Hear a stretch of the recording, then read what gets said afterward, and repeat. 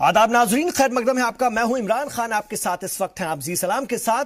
JNU नारेबाजी मामले में दिल्ली पुलिस की स्पेशल सेल ने पटियाला हाउस कोर्ट में चार्जशीट दाखिल कर दिया है और चार्जशीट में कन्हैया कुमार, उमर खालिद और अनिर्बान भट्टाचार्य, साथ ही शहला राशिद समेत कई तो ये मामला अब और ज्यादा आगे बढ़ रहा है और इस मामले को सियासी रंग भी काफी दिया जा चुका है। अब इसके सियासी असरात क्या निकल कर आते हैं, ये भी देखने वाली बात होगी। कोर्ट अपना काम करेगा, सीबीआई ने अपना काम कर दिया है। आगे देखने वाली बात होगी कि जिन दफात में इस मामले में चार्जशीट दाखिल की गई है वो कितनी संजीदा है और अगर उस पर कोई फैसला आता है, आगे कोई बात निकल कर आती है तो इन तमाम लोगों के लिए मुश्किलें खड़ी हो सकती हैं। मेरे साथ इस वक्त खास मेहमान भी जुड़े हुए, आइए मैं उनका तारुफ आपसे करवा दूं। इस मौजू पर बात करने के लिए मेरे साथ सीनियर एडवोकेट संजय के चड्ढा साहब हैं, जो कि सुप्रीम कोर्ट के सीनियर एडवोकेट हैं और अक्सर हमारे प्रोग्राम में शामिल होते हैं और अपनी अहम राय हमारे साथ रखते हैं। सर, आपका खैर मकदम है संजय के चड्ढा साहब। और प्रोफेसर सतीश के झा साहब को भी मैंने अपने साथ जोड़ा है, सियासी तज्जियाकार है, इस वक्त मेरे साथ स्टूडियो में तशरीफ फरमा है। अवधेश कुमार जी, सीनियर सहाफी, अक्सर हमारे प्रोग्राम में शामिल होते हैं और अपनी अहम राय हमारे साथ रखते हैं। सबसे पहले कानूनी पहलुओं पर नजर डालने की कोशिश करेंगे। एडवोकेट संजय के चड्ढा साहब से मैं पूछना चाहूंगा। चड्ढा साहब, जिस तरह से ये पूरा मामला सुर्खियों में रहा, हम तमाम जानते हैं, उसमें सियासत भी बहुत हुई। कानूनी पहलुओं की अगर हम बात करते हैं, जिन दफात के तहत ये चार्जशीट दाखिल की गई है वो कितनी संजीदा है और उनके असरात आगे आने वाले दिनों में क्या देखने के लिए मिल सकते हैं? देखिए, जहां तक ये दफात की बात आपने की है, ये बहुत ही सख्त है। उसमें जो सबसे अहम, जो सबसे बड़ी है, वो सेडिशन की है 124, जिसमें कि उम्र कैद की सजा भी हो सकती है। इसके अलावा फोर्जरी की है, अनलॉफुल असेंबली की है विद द कॉमन ऑब्जेक्टिव, उन लोगों ने जो किया है वो। तो ये दफाएं काफी सख्त हैं और काफी ज्यादा सख्त हैं। दो चीजें बहुत अहम हैं, जैसा कि आपने अपने जब बता रहे थे तब भी कहा था कि 10 जो हैं मुल्जिम बनाए हैं, वो उनके ऊपर उनको रखा गया है कॉलम 1 में, यानी कि कॉलम नंबर 1 में उनको रखा गया। उनके खिलाफ पुख्ता सबूत हैं, ऐसा कि प्रोसिक्यूशन ने कहा है। इसके अलावा तकरीबन 36 ऐसे मुल्जिम हैं, जिसमें डी राजा साहब की डॉटर का भी नाम आपने जैसे बताया, उनको कॉलम 2 में रखा गया है, जिसमें प्रोसिक्यूशन ने बड़े स्ट्रेट फॉरवर्ड तरीके से कहा है कि उनके खिलाफ हमारे पास पुख्ता सबूत नहीं है, लेकिन ये लोग भी इस पूरी जो उनकी जो प्रोसिक्यूशन की स्टोरी कह लीजिए या प्रोसिक्यूशन का जो केस है, उसमें इन लोगों की भी पूरी योगदान था, पूरा देवर इन्वॉल्व। ये प्रोसिक्यूशन का केस है। अब ऐसी स्थिति में उन 10 लोगों के खिलाफ तो इन लोगों ने जो है पुख्ता सबूत देने की बात कही है और उसमें तो मुझे ऐसा लगता है कि उनके खिलाफ केस बनेगा। और जहां तक बाकी जो 36 मुल्जिमात हैं, उनके बारे में कोर्ट को यह निर्णय लेना है कि पूरी सूरत हाल में क्या ये एक्यूज बनने लायक हैं, क्या ये एक्यूज हैं, उसके बाद आगे बढ़े। यानी कि चार्ज पे बहस होगी, जहां कोर्ट के अंदर चार्ज दाखिल जब किया जाएगा, चार्जशीट दाखिल हो जाएगी, उसके बाद चार्ज पे बहस करेंगे और कोर्ट जो है उस चीज को रिव्यू करेगी कि जितने भी ये जो एक्यूज हैं इनके खिलाफ केस बनता है कि नहीं, और उसके बाद आगे प्रोसिक्यूशन का केस चलेगा और डिफेंस अपने आप से उसको लेगी। और ये लोग ऐसे अगर हम इस पर बात करें कि इस तरह के मामलों में ज्यादा से ज्यादा सजा अगर होती है तो कितने वक्त के लिए होती है, किस तरह की सजा होती है, उस पर भी जरा रोशनी डालिए। देखिए, जहां तक ज्यादा से ज्यादा कई सारे हैं, जैसे 124A, इस पे सेडिशन का यह मामला है, यानी कि मुल्क के खिलाफ आपने साजिश की है, इसके लिए ताउम्र की सजा है, ताउम्र की जेल है, तो मैक्सिमम इसी में ही है। इसके अलावा 323 है हर्ट का, 471 है जिसमें फोर्जरी किया करने का भी एलिगेशन लगाया है, अनलॉफुल असेंबली का एक लगाया गया है, एक 143 एंड 149 दो सेक्शन होंगे, और इसके अलावा टोटल एक कॉन्स्पिरेसी 120B के तहत ली गई है। तो मेरे ख्याल से इसमें ताउम्र का सबसे ज्यादा है, उम्र कैद सजा होने की। ठीक है, मैं आपके पास और आऊंगा। सर, मैं अवधेश जी के तरफ जाना चाहूंगा। अवधेश जी, इस पूरे मामले को ये मैं आपसे जरूर समझूंगा, कैसे आप देखते हैं अब जबकि इस पूरे मामले में चार्जशीट फाइल हो चुकी है, कानूनी कार्रवाई भी शुरू हो चुकी है, टाइमिंग जो है 2019 के इंतखाबात अब आने ही वाले हैं, इस टाइमिंग को क्या हम इससे जोड़ सकते हैं क्या? क्योंकि 2016 का ये पूरा मामला, हालांकि सबूत जुटाने पड़े और तमाम चीजें रहीं, लेकिन सियासी इसके अगर हम देखते हैं असरात और टाइमिंग, इसको लेके क्या कहेंगे? देखिए, इसमें जितने लोग हैं उसमें कन्हैया कुमार को छोड़ करके और कोई इसमें सियासी व्यक्ति नहीं है। कन्हैया कुमार चूंकि सीपीआई में शामिल हो चुके हैं, 2019 में वो चुनाव लड़ने की संभावना है उनकी बिहार के बेगूसराय से, तो उसको आप मान, लेकिन बाकी जो इसमें आरोपी हैं, जिसमें 7 तो कश्मीर के हैं, उनका सियासत से कोई नहीं, बाकी भी दो और छात्र हैं, अनिर्वाण और उमर खालिद, उनका भी नहीं है। तो जाहिर है कि अब चूंकि लोकसभा चुनाव का एक माहौल बन चुका है, उसकी ओर हम बढ़ चुके हैं। ऐसे समय नहीं, क्योंकि इसके बाद भी इन लोगों ने इस तरह की कई रैलियों में हिस्सा लिया, मालूम है, तो वो करेंगे उसको। लेकिन देखिए, सियासी से ज्यादा यह देखने की जरूरत है कि देश की एक बहुत ही मतलब प्रतिष्ठित, वो एकदम एक सम्मानित जो है यूनिवर्सिटी में अगर मकबूल भट्ट और अफजल गुरु के फांसी की बरसी मनाई जाती है, और उस बरसी में जो नारे लगते हैं, क्योंकि नारा किसने लगाया इस पर तो मतभेद हो सकता है, यह चार्जशीट दिया होगा। मेरा केवल इतना कहना है कि अगर इस मामले में साबित हुआ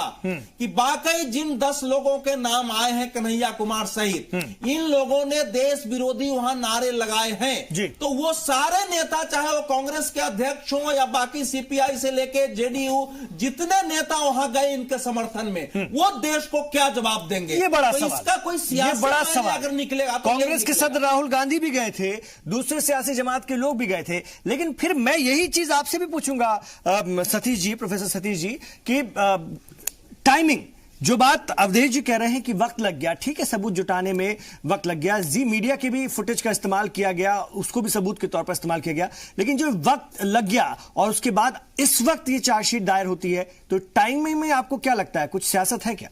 ये बिल्कुल टाइमिंग तो सस्पेक्ट है ही, और बाकी पैनलिस्ट भी बोल रहे हैं।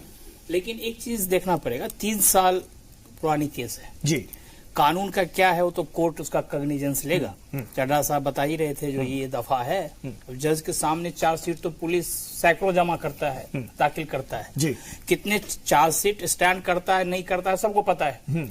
अब सवाल है, जो 3 साल ये लिए हैं, कौन सा पुख्ता केस बनाए, तो कोर्ट में दिखेगा, कोर्ट में साबित होगा। लेकिन टाइमिंग ये है, जो 3 साल पुरानी घटना है जी, उसके बाद जैसा कि सबको पता है, मीडिया में कई तरह के टेप सर्कुलेशन में आए, बाद में ये भी सुनने में आया उसमें बहुत सारे फेक थे, कई लोगों ने जांच भी करवाया, कई मीडिया चैनल्स में जो सही टेप था और जो नकली टेप था दोनों प्ले किया जी। अब असली बात क्या है, पुलिस अब एक चार्जशीट लेके कोर्ट में गया है, अब कोर्ट में जज साहब इस चार्जशीट को स्क्रूटनाइज करेंगे, जो उसमें कितना जो है वो वैलिड प्रूफ है, कितना कॉग्निजेंस लेने लायक है, कितना रिजेक्ट करने लायक है। लेकिन इसका जो पॉलिटिकल टाइमिंग है वो डेफिनेटली सस्पेक्ट है। यही यदि 6 महीना पहले, 8 महीना पहले, साल भर पहले होता तो लोगों को लगता है कि नॉर्मल जो कोर्स होता है लॉ का, नहीं तो लोग, मेरा सवाल ये भी था कि लोग अब इस चीज को आसानी से समझ लेते हैं क्या, ये भी मुझे समझाइए। आसानी से समझ लेते हैं, जनता यहाँ की इतनी मूर्ख नहीं है, तरह तरह के इशूज पॉलिटिकल पार्टी लेके आते हैं, लेकिन आपको पता होगा जनता के बीच में कम ही इशूज हैं जो कि इलेक्शंस के पॉइंट ऑफ व्यू से वैलिड रह पाता है। तो इसीलिए जनता इतनी मूर्ख नहीं है जो इस तरह के इशू यदि 2 महीना पहले खुल जाए और उसी पे सब पूरे राष्ट्रवाद के नाम पे एक तरफ बह जाए, ऐसा कुछ होता नहीं है चुनाव में, ऐसा देखा नहीं है। आपका लगता है बहुत ज्यादा असर इसका होने वाला हमको तो नहीं है। संजय जी, मैं एक बार फिर आपके पास आना चाहूंगा। आपने बताया था कि ज्यादा से ज्यादा इसमें उम्र कैद जैसी सजा भी हो सकती है, और खासतौर से वो जो 10 लोग हैं जिनके नाम हैं, जिनके खिलाफ सबूत हैं, उनके खिलाफ मामला सख्त बन सकता है। वीडियो फुटेज जिनको लेकर के बहुत सारी बातें हुई और कहा गया कि फेक हैं और इसको बाद में क्रिएट किया गया है, फिर बाद में ये तय हुआ, निकल कर आया कि नहीं ये असली हैं, तो ये कितने मजबूत होते हैं इस तरह के मामलों में सबूत के तौर पर? देखिए, इसी वजह से जो प्रोसिक्यूशन एजेंसी है जी, उन्होंने इन तमाम वीडियो फुटेज को, इन तमाम जो भी व्हाट्सएप मैसेजेस को या फेसबुक मैसेजेस को सीएफएसएल के पास भेजा और इस चीज की पूरी जांच कराई गई कि क्या ये जो भी ये डॉक्यूमेंट्री प्रूफ्स हैं या ये जो मीडिया की जो क्लिपिंग्स हैं या जो सॉफ्ट कॉपीज हैं, क्या ये वैलिड हैं या ये उसी वक्त की हैं, इनमें कोई ओवरलैपिंग है या किसी आवाज किसी और की है और वो दूसरा। तो इस चीज का पूरा अवलोकन हुआ है, पूरी तरीके से उसको खंगाला गया है। That is the reason. एक बात और मैं आपको बताना चाहूंगा कि जब ये चार्जशीट तैयार हुई तकरीबन सवा वीक पहले या 2 वीक पहले के करीब, इसको प्रोसिक्यूशन एजेंसी को पुलिस ने दिया था कि प्लीज एक बार चेक करिए, और वहां पे एक व्यू पूछा गया था क्यों इसमें 3 साल लगे, आपको अगर याद हो 3 साल क्यों लगे इसमें पूछा था उनसे, तो उन्होंने कहा था कि इसका रीजन ये है 3 साल होने का कि हमको बहुत सारे, जिसका कि जैसे आपने देखा भी आपकी कटिंग में, आपके न्यूज में दिखा रहे हैं कि बॉक्स भर के आया है तमाम डॉक्यूमेंट्स का, वो सारे के सारे का पहले उन्होंने CFSL के आगे भेजकर उसका अवलोकन कराया कि क्या वो सही है डॉक्यूमेंट्स, और फिर उसके बाद, क्योंकि देखिए पेपर जस्टिस है हमारा सिस्टम, ये नहीं है कि खाली आपने कह दिया, आपको प्रूव भी करना पड़ेगा। प्रोसिक्यूशन को अपना केस मजबूत बनाने के लिए वो सारे अप्रूवल्स लेने पड़े, अप्रूवल इन द सेंस कि वो चेक करना पड़ा कि वो जो डॉक्यूमेंट्री प्रूफ्स हैं वो वैलिड है कि नहीं, उनसे कहीं छेड़खानी तो नहीं की गई है, कोई मैनिपुलेटेड स्टोरी तो नहीं बनी हुई है, उस सबको चेक किया, खंगाला, उसके बाद ये हुआ। फिर एक एक एक्यूज के ऊपर, क्योंकि इसमें जब इनिशियल स्टेज के अंदर तकरीबन 45 लोगों को उन्होंने एक्यूज की संज्ञा में रखा था, उसमें से 10 लोगों का कॉलम 1 जहां पे कि इनके खिलाफ आप केस करिए, इसके अलावा कॉलम 2 में 36 लोगों को रखा है कि ये लोग भी एक्यूज हैं, इन पे हमको पूरा संशय है, लेकिन जो डॉक्यूमेंट्स हैं वो हमको 100% ये नहीं बताते हैं, 100% ये नहीं बताते हैं कि ये एक्यूज भी इसमें शामिल हैं, उनके खिलाफ पुख्ता सबूत नहीं है, ये एडमिट किया है प्रोसिक्यूशन ने, और तब उसके बाद ये चार्जशीट, इसीलिए इतना वक्त लग गया। ये एक रीजन बताया गया था। आपको याद होगा कि उनसे पूछा था कि भाई इतना टाइम क्यों लग गया, तो उन्होंने कहा ये कारण है इसका, तो ठीक है, ये नो अदर अहम बात बताई बट टू बिलीव जी। लेकिन अवधेश जी, नजीब जो कि गायब हो जाता है उसको भी 2 साल हो गए, एजेंसियां हमारी अभी भी खाली हाथ हैं, कुछ मामलों में वक्त के साथ में कार्रवाई होती है और होती रहती है, वही फिर बात आती है टाइमिंग की। आज नजीब को लेकर के एजेंसियों ने वो ताकत या तो नहीं लगाई है, या फिर ऐसा लगता है कि इसके पीछे भी कुछ सियासत है, कैसे देखें? नहीं, अब तो देखिए सियासत, जाहिर है कि भारत की जो राजनीति है उसमें सियासत, आप राजनीति कहीं भी देख सकते हैं। नजीब गायब हुआ, यह अत्यंत ही एक दुखद घटना है, और वो नहीं मिला, उसका कुछ अता पता नहीं चला किसी भी स्थिति में, ये दुखद है। और हमारे सुरक्षा एजेंसियों पर और ढूंढने वाली जो तलाश करने वाली एजेंसियां हैं, पुलिस हो, CBI हो, उन पर एक बड़ा प्रश्न चिन्ह है कि ऐसा क्यों हुआ है, वो इशू तो है। लेकिन वो मुद्दा इससे बिल्कुल सीधा सीधा जुड़ा हुआ हो, इसको मैं नहीं मानता। मैं तो एजेंसियों के काम, लेकिन हाँ, वो काम करने का तरीका देखिए, इस मामले में जो मेरी समझ में आई है, जो अभी मामला एजेंसियों के काम करने का तरीका तो हम जानते ही हैं। अगर एजेंसियां बहुत अच्छी ही रहती तो हमारे देश में बड़े बड़े मामले, खासकर नरेंद्र मोदी सरकार के अंदर तो CBI ने एक भी मामला हल ही नहीं किया। कुछ मामले में तो ऐसा लगता था जैसे छापा मार के छू दिया हो और उसके बाद उसको ठंडे बस्ते में डाल दिया हो, और पूरा अभी तक ऐसे ही चलता रहा, और आपस में डायरेक्टर और स्पेशल डायरेक्टर लड़ते रहे, एक दूसरे के खिलाफ जो है वो FIR करो, साजिश करो, तो वो सारे प्रश्न उठते हैं। लेकिन ये इसलिए महत्वपूर्ण प्रश्न है कि किसी भी शिक्षा के केंद्र में, एजुकेशन सेंटर में, वो क्या इस प्रकार के एलिमेंट्स को जो वाकई एंटी नेशनल लगा सकते हैं नारा, उनको आने की इतनी छूट होनी चाहिए, नहीं होनी चाहिए, और 3 साल तक क्या इसको लगना चाहिए। मुझे जो समझ में आई, मुझे वो दिन याद है कि जब मामला काफी चरम पर था, 3-4 महीने बीत गया था, तो प्राइम मिनिस्टर ने दिल्ली के पुलिस कमिश्नर को बुलाया था, वो गए थे, और उसके बाद से ही मामला बिल्कुल शांत हो गया था। तो मैं तो कई बार टीवी पर बोला कि भी कहीं ऐसा तो नहीं है कि प्राइम मिनिस्टर ने कह दिया हो पुलिस कमिश्नर को कि भाई अगर आपको पुख्ता सबूत नहीं मिल रहा है तो अननेसेसरी काम मत करिए, या कुछ और बातें कही हो। लेकिन जो जमानत कन्हैया कुमार को मिली थी, अभी सतीश जी कह रहे थे, उसमें राजनीति ढूंढ रहे थे कि 5 महीना पहले होता तो कहा जाता मध्य प्रदेश, छत्तीसगढ़, राजस्थान के चुनाव में लाभ ले रहे हैं, उसके पहले करते तो कर्नाटक चुनाव में लाभ के लिए कर रहे हैं, क्योंकि हमारे देश में चुनाव होता रहता है, इसलिए वो तो कभी न कभी जाएगा। ये भी वजह बताने के लिए, लेकिन जो दिल्ली उच्च न्यायालय ने जो जमानत दी थी, अगर दिल्ली उच्च न्यायालय के कमेंट्स को आप टिप्पणी को पढ़ेंगे तो बिल्कुल तीखी और खिलाफ टिप्पणी थी उस समय, और जमानत देते समय भी उसने कहा था कि भाई एक आजाद देश में आपको किस चीज से आजादी चाहिए, और वो टिप्पणी भी हमको न्यायालय की देखनी चाहिए। न्यायालय इस मामले में बिल्कुल सख्त था। मेरा मानना यह है कि अगर यह शायद इतना समय पुलिस नहीं लगाई होती तो मामला काफी आगे बढ़ा होता। लेकिन एक बात मैं और कहूंगा, आगे जो भी हो, सेडिशन के चार्ज को प्रूव प्रूफ करना बहुत कठिन होता है। आजादी के बाद हम लोगों ने ऐसे बड़े मामले देखे हैं कि पुलिस जो है सेडिशन का चार्ज लगा देती है, 124 एक और सामान्य मामलों पर, लेकिन उसको प्रूफ करना कठिन होता है। इसमें एक है कि 164 में उन्होंने बहुत लोगों का बयान कराया हुआ है ताकि वो पलटे नहीं। उसमें पुलिस का भी बयान है, वहां के स्थानीय लोगों का बयान है, स्टूडेंट्स का बयान है, उसके बाद कर्मचारियों का बयान है, जेएनयू के प्रशासन का बयान है। दूसरा कि कन्हैया कुमार को जेएनयू से निकालने का फैसला भी एडमिनिस्ट्रेशन ने किया एक सबूत पर, सॉरी उमर खालिद को कन्हैया कुमार पर 10,000 रुपए का जुर्माना लगाया। तो वो सब चीजें बताती है कि इनकी गतिविधियों में संदिग्धता तो थी। अब वो सेडिशन चार्ज प्रूफ होगा कि नहीं, राइट करने का चार्ज उसमें प्रूफ होगा कि नहीं, यह कहना इस समय कठिन है। ठीक है अवधेश जी, जिस तरह से सॉरी प्रोफेसर सतीश के झा साहब, जिस तरह से ये पूरा मामला सामने आया, जेएनयू को लेकर के तरह तरह की बातें सामने आती रही हैं और इसको भी सियासी निशाना बनाया जाता रहा है कि वहां पर इस तरह के एलिमेंट्स हैं या इस तरह की सोच के स्टूडेंट्स हैं या एक स्टूडेंट का एक विंग है वहां पर पूरा प्रॉपर जो कि इस तरह की बातें करता है। लेकिन इसके बाद कभी ऐसे कोई बहुत बड़ी बात तो हुई नहीं और ना ही कोई बड़ी कार्रवाई भी देखने के लिए मिली। कैसे देखते हैं? देखिए, दो चीज है। अभी अवधेश जी ने कहा जो 5 महीना पहले यदि होता तो निश्चित रूप से मैं एग्री कर रहे हैं, हमेशा चुनाव का माहौल रहता है, लेकिन एक जनरल इलेक्शन का माहौल कुछ अलग होता है, असेंबली इलेक्शन का माहौल कुछ अलग होता है। ये घटना दिल्ली की घटना थी जी, राष्ट्रीय स्तर पर इस पे चर्चा हो रही थी और ये इस इलेक्शन से पहले ये चार्जशीट पुलिस के द्वारा फाइल करना, उन्होंने ठीक ही कहा जो पुलिस की हालत क्या है सबको पता है, सीबीआई। और अनफॉर्चुनेट है, पहले हम लोग पुलिस के बारे में डिस्कस करते थे, अब जुडिशियरी के बारे में डिस्कशन शुरू हो गया। तो न्यायालय का वही हाल है, पुलिस की वही हाल है, राजनीति के बारे में तो चर्चा होती ही रहती है। लेकिन फिर भी सवाल उठता है जो आपने प्रश्न किया जेएनयू के बारे में। जेएनयू के बारे में एक चीज हमको हम लोगों को जानना चाहिए, जेएनयू शुरू से एक ऐसा विश्वविद्यालय रहा है जहां पर की तरह तरह के आइडियोलॉजीज, खास करके लेफ्ट ओरिएंटेड आइडियोलॉजीज के डिफरेंट शेड्स वहां पे रहे। अल्ट्रा लेफ्ट भी रहा है, सेंट्रिस्ट भी रहा है। सेंट्रिस्ट लेफ्ट वहां डोमिनेंट था, सीपीएम बहुत सालों तक उसके स्टूडेंट यूनियन के पे कब्जा रहता था।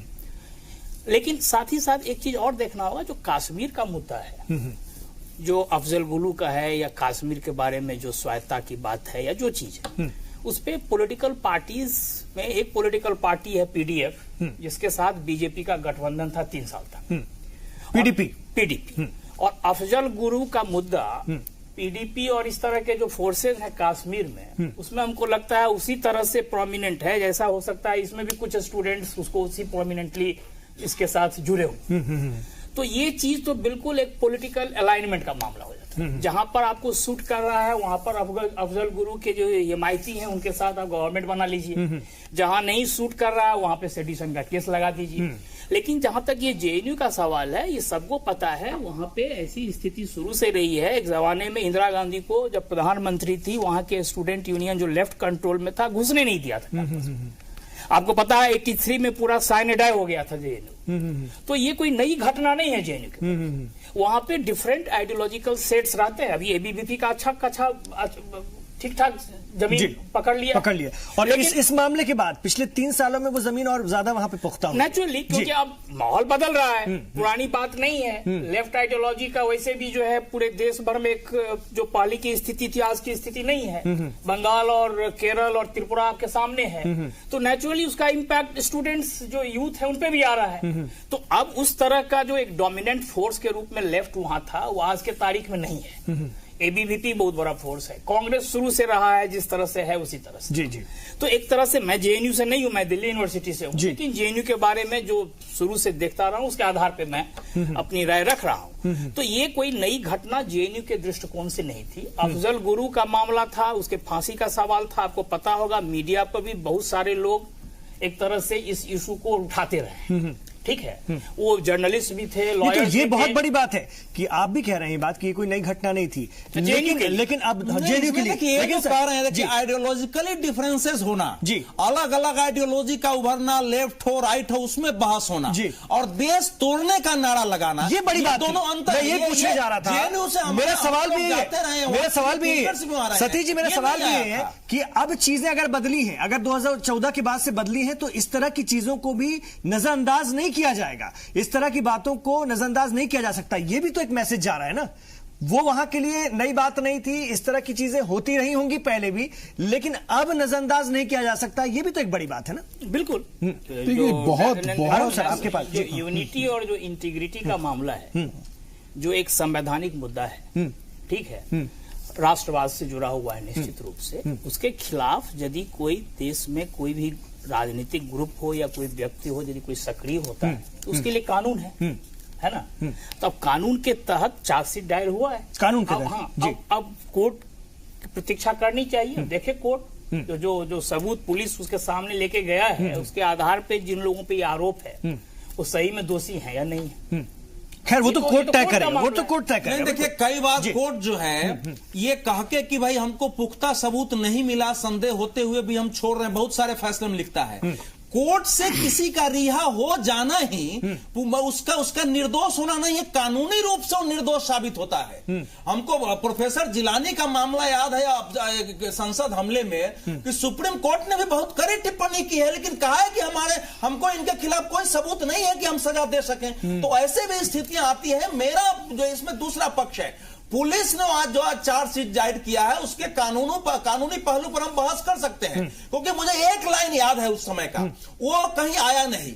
मैं जो सभा के अंत में कन्हैया कुमार को यह कहते हुए मैं सुन रहा हूं कि कुछ लोगों ने जो यहां नारा लगाया है उससे हमारी सहमति नहीं है, ये आवाज आती है उसमें से, तो जाहिर है कि नारा तो वहां लगा था। दूसरी बात, मैं सतीश जी को भी शायद याद दिलाऊं कि कुछ भी हो, अफजल गुरु के फांसी पड़ने के बाद हर वर्ष अफजल गुरु के फांसी पर एक कार्यक्रम जेएनयू में होता ही रहा है। अब जाकर इधर 2016 के बाद नहीं हुआ, 17 और 18 में नहीं हुआ है। तो ये कैसा इंस्टीट्यूशन है कि एक व्यक्ति जिस पर देशद्रोह का आरोप था, संसद हमले का आरोप था, उस चार्ज में जिसको फांसी की सजा सुप्रीम कोर्ट ने दी हो, उसकी फांसी की वार्षिकी मनाई जा रही हो। पीडीपी की राजनीति अपनी हो सकती है, नेशनल कॉन्फ्रेंस की अपनी हो, बीजेपी की राजनीति अपनी, किसी ये बहुत बड़ी बात है। वहां क्योंकि कश्मीरी स्टूडेंट है, वहां क्योंकि कश्मीरी स्टूडेंट है और वो लेफ्ट विंग से जुड़े हुए हैं, तो वो भी हम कर लेंगे। ये बहुत खतरनाक बात है। और भारत तेरे टुकड़े होंगे, जिस तरह की बातें कहना वो बेहद खतरनाक है। हालांकि उस पर अब कोर्ट अपना